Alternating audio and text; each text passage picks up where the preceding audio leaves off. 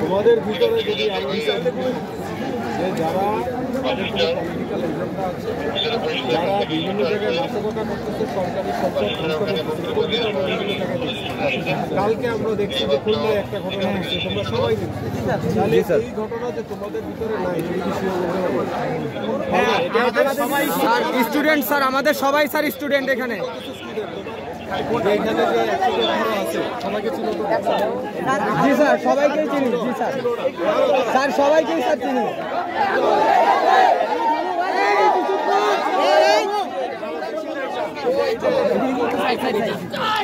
কথা হচ্ছে এইখান থেকে যদি তোমাদের ভিতর থেকে কেউ কোনো ধরনের সরকারি সম্পত্তি, রাষ্ট্রীয় কোনো বাইরের গায়ে কেউ হাত দেয়, যে সবার ছবি ভিডিও করা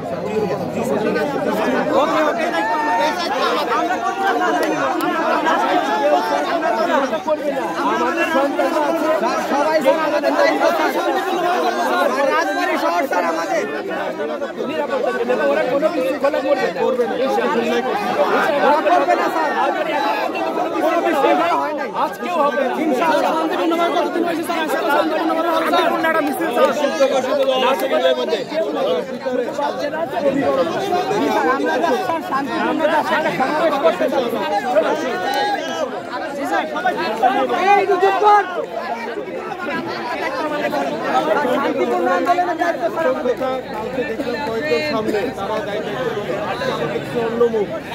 তোমাদের কথা কি সবাই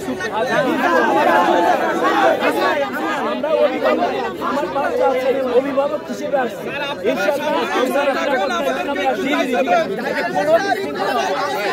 আচ্ছা শোনো, আমি বলি তোমাদেরকে একটু সবাই শান্ত হয়ে শোনো। সেটা হচ্ছে তোমাদের ভিতরে একজন এখন যেটা আমরা বিভিন্ন জায়গায় দেখতে পাইছি, বিভিন্ন শহরে এবং বিভিন্ন ইয়েতে আমরা দেখতে পাইছি যে তোমাদের সাধারণ শিক্ষার্থীদের আন্দোলনে বিভিন্ন নাশকতাকারীরা এখানে ঢুকে তারা সরকারি সম্পদ বিনষ্ট সহ পুলিশ, রাষ্ট্রীয় সংস্থার উপরে আঘাত সহ বিভিন্ন কিছু করার অপতৎপরতা করছে এবং সেটা কিন্তু নিষিদ্ধ ঘোষিত সংগঠন যারা আছে তারা কিন্তু এই অপতৎপরতা করছে। পরবর্তীতে যেন তোমাদের নাম হয়, ব্যাপারটা তোমাদের যে ব্যাপারটা এটা কিন্তু প্রশ্নবিদ্ধ হবে। তোমাদের যে এই ব্যাপারটা তোমরা ই করতেছো, যেহেতু তোমাদের এই দায় দায়িত্ব নিতে হবে যে তোমাদের ভিতরে যদি কেউ এই ধরনের নাশকতায় জড়িত হয়ে যায়, সরকারি সম্পদ ধ্বংস করে, তাহলে এই যে আমাদেরও প্রস্তুতি আছে সবাই। না তুমি যারা বলতেছো তারা কিন্তু সবাই জানো না এখানে কারা কারা আছে।